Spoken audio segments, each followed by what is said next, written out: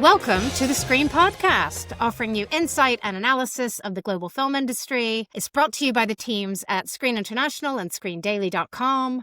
And I'm proud to be your host. I'm Wendy Mitchell. I'm a contributing editor for the magazine and the website. And I'm joined today by an esteemed trio. We have Editor-in-Chief Matt Mueller, Deputy Editor Louise Tutt, and Awards and Box Office Editor Charles Gant. Hello. Hi, Wendy. Hey, Wendy. Hi there. So, in this episode, we're going to be looking a bit about the award season, the early stages of the award season, it has to be said. I mean, we've got many more months ahead of us. And as you know, at Screen, we don't like to single out just the front runners. We want to talk about the big picture. And I think today we're going to be looking at some of the emerging narratives of voters and voting patterns. And in the second block of the podcast, we have our Americas editor, Jeremy Kay, in conversation with one of the top sales executives in the world. It's FilmNation CEO, Glen Basner. And they are, of course, talking about the state of the market ahead of the American film market, the AFM, which is looming. And I'm happy to say it's probably the only podcast this week you'll listen to that's not going to involve celebrity traders or Andrew Mountbatten Windsor. So let's get into the film business, please. Charles, as you know, this is quite early in the season, but we are seeing some sort of narratives emerging, and I think you are the guy that really understands this. So, Charles, do you want to sort of take us through what sort of the thought patterns might be for some voters this year, or what we might be seeing in coming months? Sure, Wendy. One of the narratives that I feel is emerging, and this is probably more talking to campaigners and people who are representing the films than it is necessarily talking to the voters, is what kind of contest this is going to be. Because 2 years ago, Oppenheimer really did sweep the board. It won 7 Oscars and 7 BAFTAs. It was a big film. It was a big, big studio film, and it kind of felt like it was a heavy presence in the market. And it was battling, yeah, for sure, some smaller indie movies, but also some other big movies, such as Killers of the Flower Moon, which was not a cheap film to make, and Barbie. And they're sort of more of a mid-budget film, Poor Things. But last year, it felt to me that it was much more a battle between sort of smaller scale films, should we say. Anora won the Best Picture Oscar, and for my money, its main contenders were The Brutalist, Ed Berger's Conclave, and Jacques Audiard's Emilia Perez, and of course Wicked, which was definitely a big film. So it's like, what is the contest we're up for this year? And there are some big films, for sure. Warner Brothers has several of them. Paul Thomas Anderson's one battle after another. Ryan Coogler's Sinners. But also don't count out Weapons, Zach Cregger's Weapons. And those are all three from Warner's. And then you've got Universal's Wicked for Good. And then there are some smaller movies as well in the mix. And, there are many of those. But just for a few, I'd put Hamnet, Sentimental Value, Marty Supreme, Begonia. So we're kind of like, the conversations are really like, are we going to go back, turn back the clock 2 years and have like a big scale movie kind of power through, or is it going to be more a kind of battle of the small films? So that's definitely one narrative that I'm picking up on. That's really interesting. Yeah, I mean, it's sort of comparing apples and oranges. It's a very obvious thing to say, but a huge multi-billion dollar or pound film compared to a sort of little indie that could. I mean, I think Anora shocked a lot of people last year by going all the way. Sean Baker is such an independent filmmaker. So last year at this time, it was by no means clear that Sean Baker's Anora was going to win the Best Picture Oscar. And I would say the balance of probability was that it absolutely wouldn't. I don't think our head was really kind of going in that direction. In fact, I think Emilia Perez was considered a real front runner at this stage a year ago, and there was support building for. I mean, and The Brutalist is that just too art house, too left field? So we've got a long way to go. One thing I would say that might help one battle after another is that yes, it's a big studio film. That's an expensive film, but it's got a real auteur behind it. Obviously, PTA is beloved in the independent film community, and that film, just the topics of it, feels quite sort of counterculture. It doesn't just feel like a slick studio film, obviously. Louise, how are you thinking about some of this? And, or even, I think you don't even really like to think about narratives. You like to think about films. Have I got that right? I think the trouble with narratives is that it narrows down what people watch really early. And although it's fun to talk about narratives and there's an entire industry around it, I think that it can be quite damaging, because then, there are so many films for voters to watch, and they are going to quickly opt out of the smaller ones they haven't heard much about or don't think stand a chance. And of course, that's not true for many people. And of course, that's not the way it's meant to be, but let's be realistic. And the other value of the awards season is the sheer breadth of films that are available for people in the industry to just watch. Maybe the films aren't going to win Best Film or be in the running for Best Actress, but they are a way for talent to really showcase what they can do. This year, I think what's interesting, and I agree with Charles about, the three Warner Brothers films, Sinners, One Battle After Another, and Weapons. The other big thing about them is that they are all huge box office hits. And I think I think Sinners is the biggest box office hit of them all. And I think voters at this moment in time are really looking to reward, the whole beauty of cinema going and the communal experience. So I do think, although I don't like narratives, or I think there's a downside to them, which we all know, I think that there is a very strong narrative this year. Thank you. And Matt, anything else to add from you on the? Well, I think the narrative that is being discussed here is probably does exist. I think there is obviously a desire in the industry to reward success. I mean, at the same time, the year that Oppenheimer won, that was a little bit of an outlier in terms of a big studio film dominating the season from start to finish. I mean, in most years, we've had very much the outsider films winning Best Picture, going, with Anora last year, obviously, but then, the year before Oppenheimer, it was Everything Everywhere All at Once from A24. The year before that, it was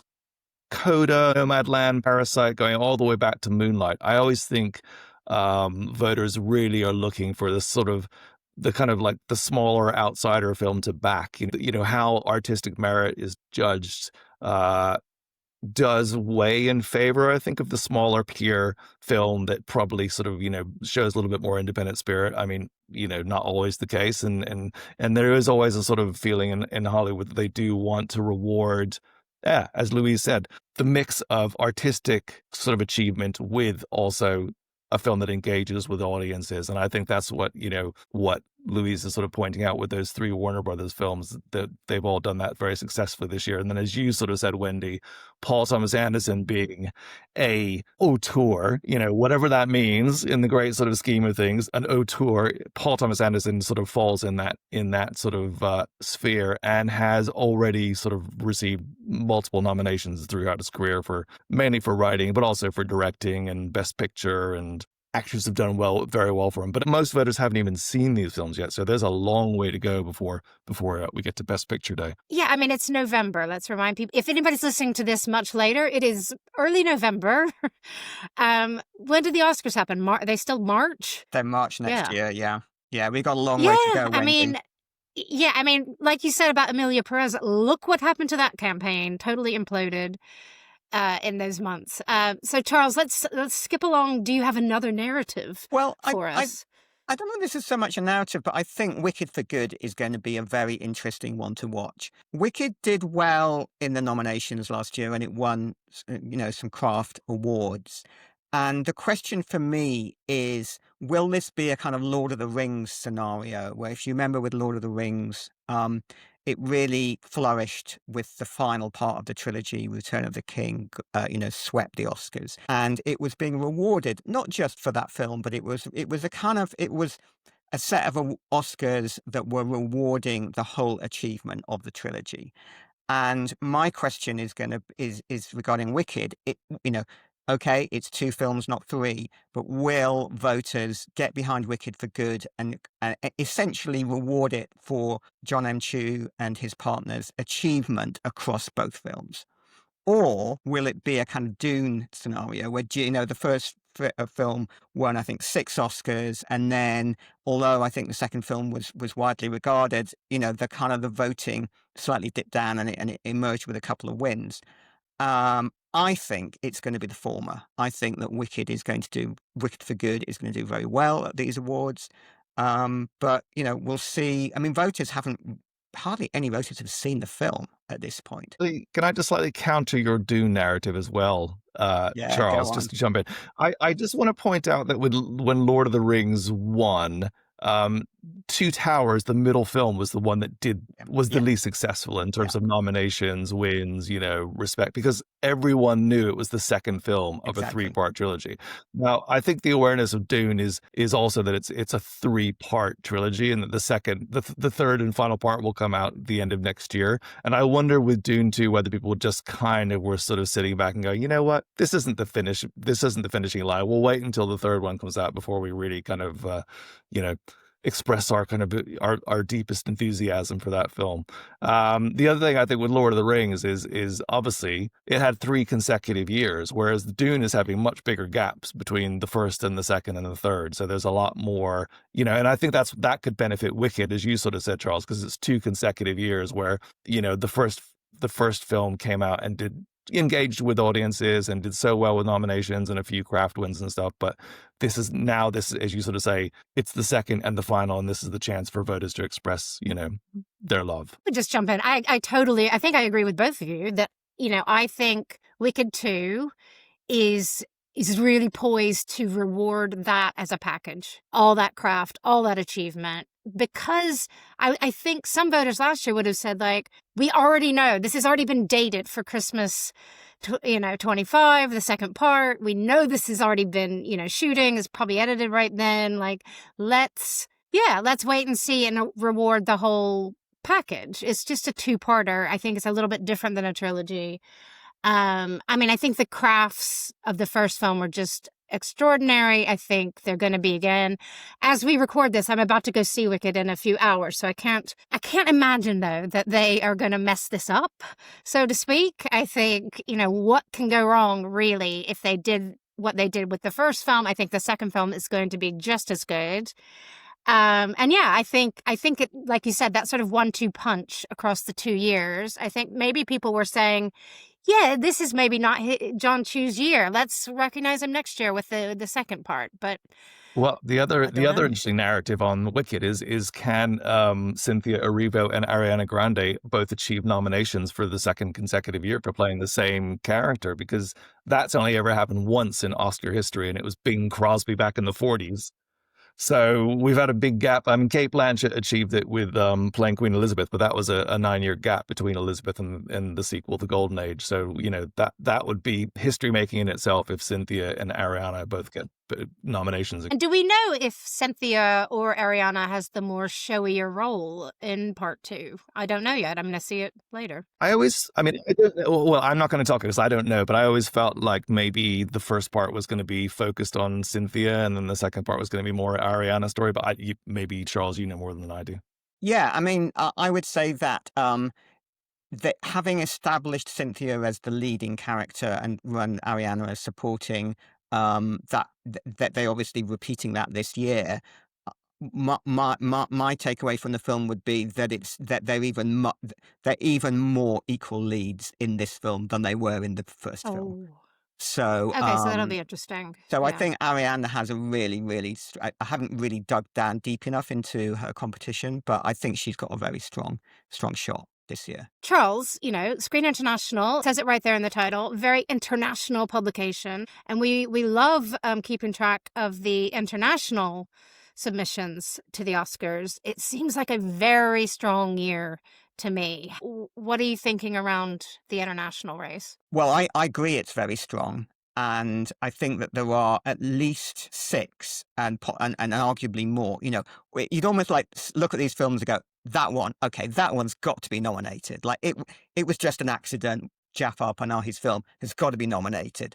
But then so does No Other Choice. That's got to be nominated. Sentimental Value, surely it's happening. The Voice of Hind Rajab, it's got to happen. Secret Agent, surely it's going to be nominated. But look, I love Sirat. I will be devastated if Sirat is not nominated for Best International Feature Oscar and Film Not in the English Language BAFTA.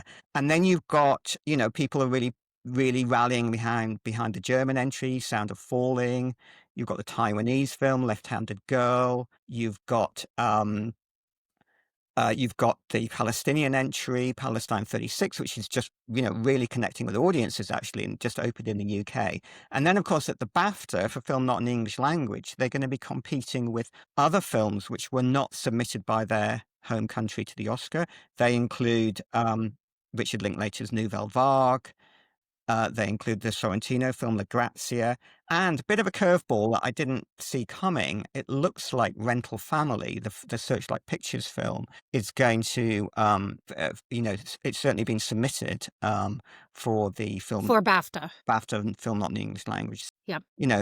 So, I mean, there were just not enough seats in the boat, essentially, for these films. So there were going to be people, splashing around in the lake and not nominated. And it's going to be really heartbreaking for those filmmakers, those teams, and the people like me who are kind of really feel like they're invested. Yeah, Charles, I'm already feeling tears coming on because every single one of those films, I think I haven't seen one or two, but I'm just thinking, oh, love that film, love that film, love that film. Sirat, I think, is going to be my film of the year. I can still think back to the actual physical memory of watching it in Cannes. And I just think it's pure cinema and it's exciting cinema. But I could in some ways see that getting shut out for something a little more straightforward.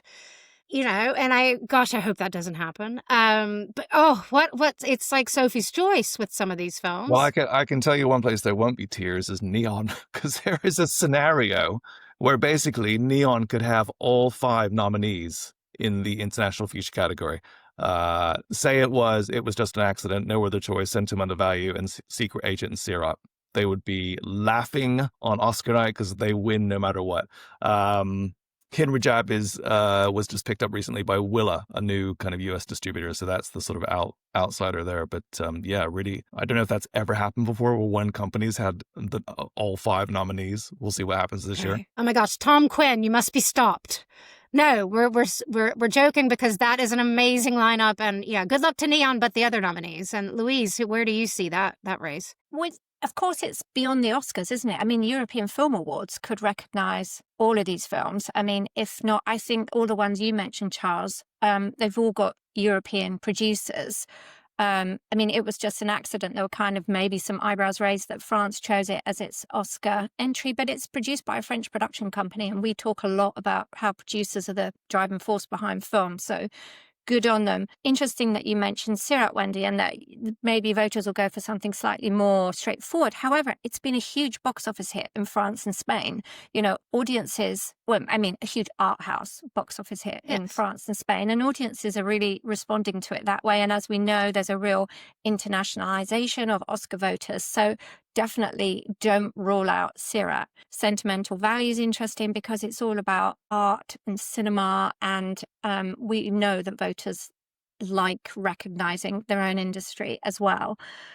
So it's a fantastic year, and I think it's fantastic for the other races like BAFTA and European Film Awards, who really have a strong lineup of contenders this year. And I would say BAFTA and AMPAS voters, do not watch Sirat on how you settle down with Christmas Eve with Granny to, have a nice awards film. Don't do that one. That's not for the Christmas Eve with Granny. I'm sure we can find you a nice film, but try to see it on a big screen. And Charles, we saw the Bifas nominations out earlier this week. Some amazing films. I mean, I think some of the front runners from the nominations, at least, were My Father's Shadow, the Akinole Davis Jr. film, Pillion. What were some of the other leaders, and what do we learn from those Bifas nominations? Well, my takeaway from the Bifas nominations, the British Independent Film Award nominations, which is something that, frankly, we could see coming, because we could look at the long lists and go, hang on a minute, what's happening here? There's going to be a lot of male male filmmakers in the mix. There's going to be a lot of male-driven stories in the mix, and for that reason, there's going to be a lot of male actors who are dominating the performance categories, which are gender neutral at the Bifas. So we saw that on the long lists, and lo and behold, that is what happened. So for Best British Independent Film, I think they've got 5 fantastic films nominated. The Ballad of Wallace Island, directed by James Griffiths. I Swear, directed by Kirk Jones. My Father's Shadow, Akinola Davis Jr.'s film. Harry Lighton's Pillion, and Harris Dickinson's Urchin. I think they're all fantastic films, all worthy of a nomination. What I'm noticing is that all those films are directed by men. The director nominations are more mixed, because you've also got Lynn Ramsey nominated, and for A Dime I Love, and you've got Laura Carrera for On Falling, which is a film which unfortunately can't compete at the BAFTAs this year because they ran it last year.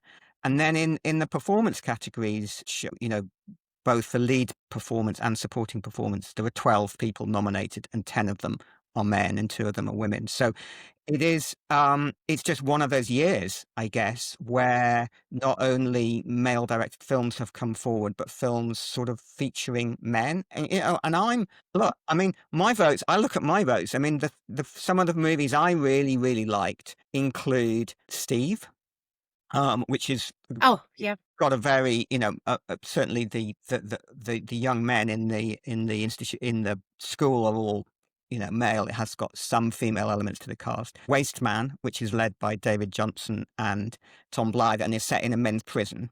And Pillion, which is another very male-driven film. So, and I loved Warfare as well. So, I'm definitely part of this narrative where, I'm feeling that, some of the strong British independent films are dominated by male stories. Louise, can you counter? I guess, first of all, at last, I'm glad men are having their moment, both behind the camera and in front. I think that, I think I agree with Charles. We could definitely see it coming, because these are the films that were recognised and chosen for Cannes. I Swear's been doing very well at the box office. I think that Die My Love is doing quite a lot of heavy lifting as a British film. But I think there are some really good female-directed films and female, oriented narratives that have been overlooked, and they've been nominated in the odd category. I would include in that Lollipop, Daisy May Hudson, Brides, Nadia Fall, Dreamers, which Joy Guerrero, Ajipofa, and also The Salt Path has been completely overlooked.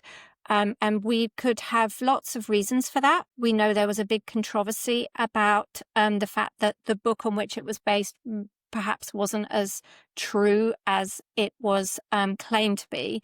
But it was directed by Marianne Elliott, and it was a box office hit in the UK and various other territories, Australia, the Netherlands. I think it's a very female-driven narrative. I think female audiences went to see it.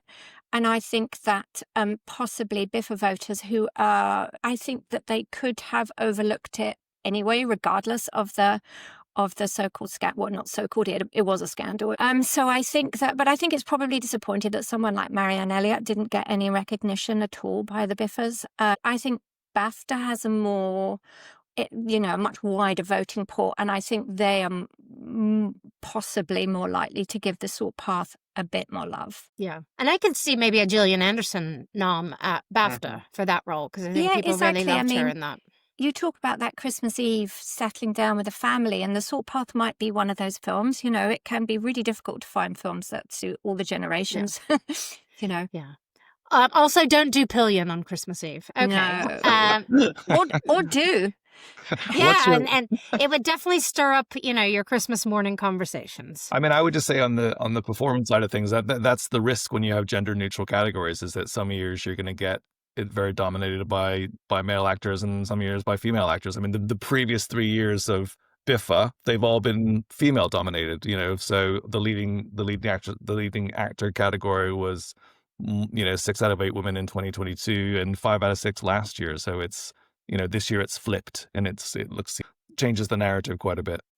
What's the big missing film here? Chloe Zhao's Hamnet, which was produced by Liza Marshall and Hera Film, which is certainly I believe it wasn't entered. Is that right, Charles? So it was not entered because I understand it was not eligible by virtue of being above the kind of budget. I believe it's because it was above the budgetary cap for what is considered a studio film. But had Hamnet been entered, yeah, I mean it would have definitely, lead performance and best film, director, it would have just changed the complexion of those categories. Hamnet could be a Christmas Eve watch, right? There you go. There's one. There's a good recommendation. It's a bit sad. I don't know about Christmas at your house, Matt. Okay. Yeah, But I won't be putting it on Christmas Eve. We got to recommend something for our viewers. Yeah, we will. For our But listeners. Wicked, yes. And I'm just going That's to also preview. sad. She melts Yeah. at the end. Sorry. Okay. Okay. Spoiler. Well, I mean, I swear. I mean, that's having a really interesting trajectory, isn't it? It's really connecting with UK audiences and has done a big deal for the US. Just to say, in a few weeks with the podcast, we're going to, or I think our early December episode, right before BAFTA voting opens, we're going to look at some of maybe the gems, the films that aren't getting as much attention as we think they need, just to remind voters to seek out some of these, not just the front runners. So we'll do that in a couple of episodes. I think that's a great time for us to wrap today. I mean, Charles probably has 20 more narratives, but you can, talk to him over a coffee at the Charlotte Street Hotel screening room at any point you like at an awards screening. And I'm sure he can give us some more narratives. But thanks, everybody. And now we're going to hand over to Jeremy Kay, who is in conversation with FilmNation's Glen Basner. Over to you. Hi, I'm Jeremy Kay, Screens America's editor. And today on the pod, we'll be delighted to be joined by Glen Basner, who's one of the leading lights of the independent business and has been for a couple of decades. Glen's the founder and CEO of FilmNation Entertainment, which produces, finances, and distributes films like Anora, Conclave, Arrival, and Maria. And the company also works in TV, podcasts, and theatre productions. It also houses Infrared Pictures, a production label focused on creating mainstream genre films with franchise potential. And the first production out of that, Novocaine, was released earlier this year through Paramount. Prior to FilmNation, Glen held senior executive roles at Focus Features International, The Weinstein Company, and Good Machine. So welcome, Glen. It's great to have you on board. And before we dive into the AFM, I wanted to ask you if you can just tell us what have been some of the market highlights for FilmNation so far this year. Going back to the beginning of the year, well, let's say that we started out with a really exciting bang to the new year with Anora winning Best Picture and other Academy Awards, and our film Conclave winning the Best Film at the BAFTAs. So that was a great bit of momentum that we had. But we started out with Berlin with two exciting movies, Paul Greengrass's The Uprising, starring Andrew Garfield, and Lena Dunham's film Good Sex with Natalie Portman. So it was an exciting 1-2 punch for Berlin, and we sold both of those movies very well. As we moved into Cannes, we had a murderer's lineup of great filmmakers. We had Olivia Wilde, Tom Hooper, Thomas Alfredson, and Florian Zeller, just to name a few that we were selling there. So despite the challenges that we all face, it's actually been a banner year in terms of our sales business. Great, Glen. Thanks for that. So now let's talk about AFM, which has had a few rocky years. And after the ill-fated Las Vegas edition in 2024, it's back in the heart of Los Angeles now. How do you feel about it returning to LA, first of all? I think it's always been in LA, and LA is the kind of center of cinema in America and the biggest creator of films for our entire ecosystem. So I think it's exactly back where it belongs. I think the location that we're at this year at the Fairmont is perfect, and kudos to IFTA for making it happen. The business has changed a lot, and so the markets and the sort of the cadence of market activity. How are you going to measure the success at the AFM in November? Well, I mean, when you're going to a market, you're measuring success on deal making and whether or not you're selling your films. But if you kind of dig into that a little bit further, it's really about kind of the essence of what our role is. Our role is to create opportunities for world-class filmmakers to make their films and to do their best work. At the same time, we're making those films on the back of these pre-sales, and our job is to not just sell movies to our distribution partners around the world, but to create value for the distribution partners and community around the world. And so when you're able to match up something that is creatively compelling at a budget or pricing level that makes sense and allows the distributors around the world to act and to buy those films, that's kind of really what success is. It's reconciling those two different things. Yeah, absolutely. And then, we're speaking on the eve of the market, but what are you hearing from your partners and buyers heading into the AFM, in terms of their concerns, the opportunities, the things they're excited about? Well, I think right now everyone's just trying to understand how many new titles are going to be on offer and how late they're going to get to them so that they have a lot of reading to do in the days lead up. But in general, really people are just trying to understand all of the change that's going on in the marketplace. And there's a lot of noise going on with different layoffs at Paramount and Amazon this week, and a lot of things that make people feel on shaky ground. We're focused in on really two different things, which is one, what really makes a film theatrical these days?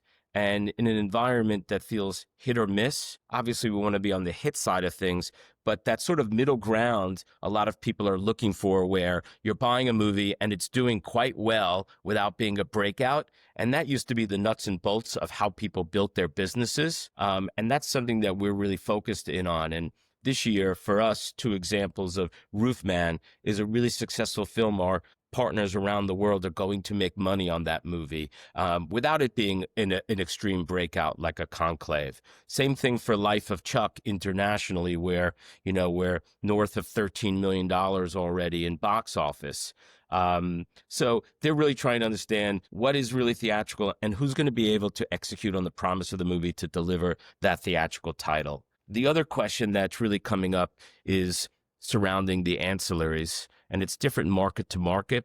But for this purpose, I'll just kind of put it down into pay television or SVOD platforms. Who's buying? How much are they buying? What types of films are they buying in an environment where there's been quite a lot of contraction over the last 18 months? So we're trying to find solutions to solve those two problems and answer those two questions for people.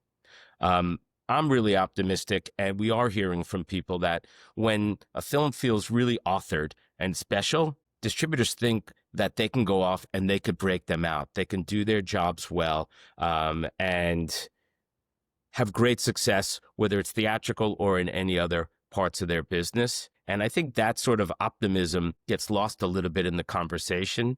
No one's in the film business because it's an easy job. It's really hard. And it's always been really hard on the independent side of the business where I've had my career. But it is that sense of being able to be a part of this amazing creative endeavor and every once in a while touch on something that is really special and that could be really lasting and have great impact culturally. And my conversations with people don't lose sight of that. And we're hearing a lot of that from our customers around the world. They're excited to be talking about movies, not just about transacting about movies. Yeah, right. And then on that, talking to your buyers, are there any buyers from particular regions or countries that are staying away at the AFM this year, as far as you know? I don't really know who's staying away. We have, 4 people selling at FilmNation, so I only really know the territories and the distributors that I'm working with, and most people that are usually there will be there again this year. The one territory that, we talk about internally just in terms of our business rather than showing up at the AFM is Southeast Asia is a territory that is really collapsed in our business, and we are trying to sort through how we can be a part of building up the theatrical box office of non-local films there as well. Is that because they have really dived into local language production in recent years? I think that's a big part of it. I also think it's about the cost of those local films being less than a big American film. And I think it's the combination of those two things. And it's not just theatrical. It's also as they're selling, in the television markets to attract subscribers to the SVOD platforms, et cetera. Those local titles, can be quite valuable for those buyers. And I want to come back to another territory, to the US in a moment, but I want to ask you this first. TIFF, the market, Toronto's official market, is launching next year, in less than a year. We've written a lot about it. Everybody's talking about it. You've got a smile on your face. And while we don't know maybe that much, we don't know how it's going to go, it brings 2 markets to North America within 2 months. What's your thinking about TIFF, the market, at this stage? Well, I'll start by saying I love going to the festival every year. It is such a great festival. They have great screening facilities. Their curatorial approach is outstanding and really diverse. The audiences are second to none. I love going. It's a highlight of my year to go and watch movies at Toronto. That said, it's solving a problem that doesn't exist. There is not a need for more than the 3 markets that we've had. There's certainly not another need to have another market in the fall.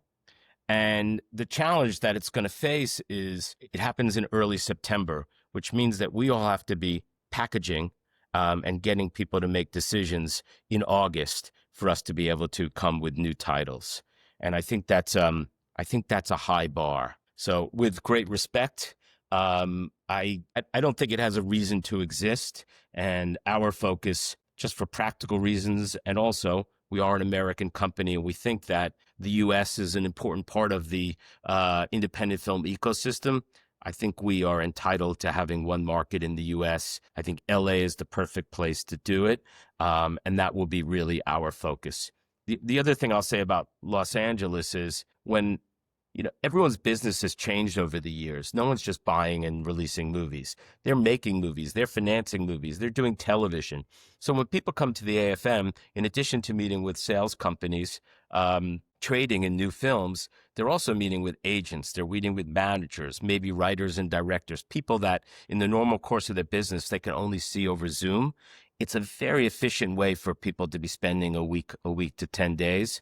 And I don't think that any other place offers that efficiency and I'd say impact beyond just the trading of movies. And just one last thing on Toronto. We've seen over the years that it's a place where sellers like yourselves, you might bring a title opportunistically or soft launch something. Is that how you're going to proceed at this stage? You'll just see what you have in the cycle when you approach TIFF next year? Yeah, we have come and we've had great success. Usually it's just a movie where we're talking with people. They're usually very specific, where we have a good sense of who the logical buyers are for that specific film. So yes, of course, we'll continue to do that and take advantage of being in the same proximity as a lot of our partners around the world. Yeah. Now, Glen, I hear what you've said about Toronto, but we don't know yet what others are going to do. They're making a lot of noise. Should AFM be worried? There is a sense that IFTA needs to deliver a statement market in November, especially with its own trials and tribulations over recent years. Do you agree? Do you agree this is a particularly important market for the AFM? No. But as I said earlier, I think the AFM's been an essential and really productive part of our sort of calendar. And it takes place at a different part of time of the year. So it's not the same thing as going to Cannes or going to Berlin and the European film market, who's done a really great job of sort of helping to build up that marketplace.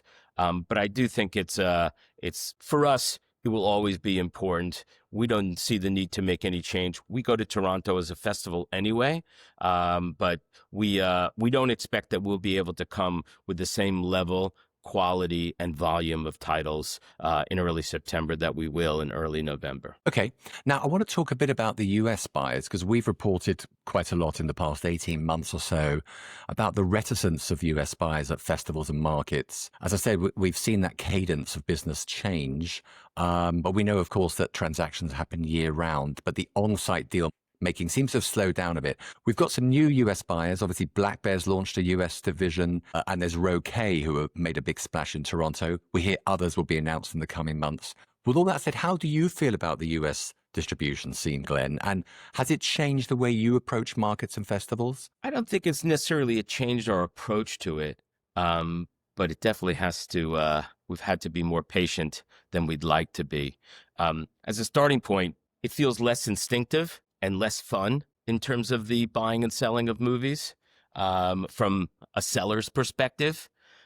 But everyone's business is hard and is challenging, and sometimes quick decisions are the best decisions, and sometimes it's great to work through a more process approach to things. And I think that's what a lot of the U.S. buyers are going through, is they're seeing movies, they're looking relative to what else is in the market, and they're trying to figure out what is the right movie for their companies. And I don't really have any feelings about it or advice to offer anyone. I think people have to operate the way that feels most organic and natural for them. And there'll be pros and cons to each approach. From my standpoint, and we have a long track record of this to bear this out, is every day they wait to buy one of our films, there's a good chance they're going to miss out on one of our films. And our advice to them would be buy quickly and spend a lot of money. It'll be worth it. Jump in. Let's have those all-night bidding Well, wars. I'm just practicing for the American film market, Jeremy. I'm in sales mode now. You continue to sell to your network of international independents and also to streamers like others. If I'm a theatrical buyer pursuing a project that streamers are also chasing, do I stand a chance of getting that film? Are there examples where you've licensed something to a theatrical buyer even when there were higher offers on the table from a streamer? I don't want to get into confidential specifics, but the answer is yes. We have sold films to theatrical buyers to get a theatrical release for less money than's been offered by a streamer. Our approach is, before we go to market, and mostly before we're even getting involved in the movie, as we're talking with the filmmaking team, is to talk about what does success look like? What type of impact is really important to that filmmaker and the filmmaking team at large? And then it's up to us to devise a strategy that allows that outcome. And some people maybe really feel strongly that their film should be released theatrically, and so we'll work towards that goal. There are people who think that their movie will have more impact and more success and be seen by more people on a streaming service, and that's great too. And so we'll work towards that goal. But I think it sort of looks at binary as people have felt. Everyone looks at the world from their own insecurities and their own challenges. I know that I do. And in the past, there were times when streamers would come in and would offer up a lot of money. And in particular, the independents would feel like they just got blown away in the bidding process and they don't have a chance at the best films. I don't think that's really bared out over time. I think there's been plenty of opportunities for the independents to come in and succeed. And certainly in our business, they've always had a chance to come in and compete. And most of our movies have ended up staying independent as an important part of our strategy and philosophy for success. What I'd say is in a challenging time, if you're a distributor and you really love something, then you should be aggressive and you should go and try and win it. And I think you've got a really good chance. And part of that is to not overthink the bidding process. There is always a bid and ask, and we go through a routine, and there's a cadence to it at a market. And we're all trying to find that right equilibrium of what that price should be. But sometimes I think people overplay the hand or make it more complicated than it needs to be. And then the sellers don't even know that they're really so passionate that it's important to them to get delivered that film. And that could create problems, whether it's with a streamer or whether it's with another distributor. We had recently Life of Chuck, which we sold to a distributor called Noir Films in France. And we had never worked with them before. And we had sold them the movie. And then, of course, they did a great job with it. It became their highest grossing movie ever in France. I think it was like 370,000 admissions. And then we started to get calls complaining that we sold this great movie to Noir Film. But everyone else had seen the movie at the same time. It wasn't like they didn't have the opportunity, but they overthought, thinking they could wait and wait and wait to get the movie at a very discounted price, and they missed out on it. So it's a long-winded way of saying, people, we've got a short time at these windows. They should be direct. If they like something and they're passionate about it, they should say so. If they don't like something and it's not for them, they should also say so. Okay, we're going to just nearly wrapping up, but I've got a few very, very important questions to ask you now, Glen Basner. You've got an office, obviously you're based in New York. You've got an office in Los Angeles as well. Any traffic tips for AFM visitors who maybe aren't so familiar with the town when they come to the AFM? As you mentioned, I'm from New York, so I'm a subway guy. That's how I get around. It hasn't done me so well in Los Angeles yet, but I'm going to stick with it. We're not quite there with the subway in Los Angeles.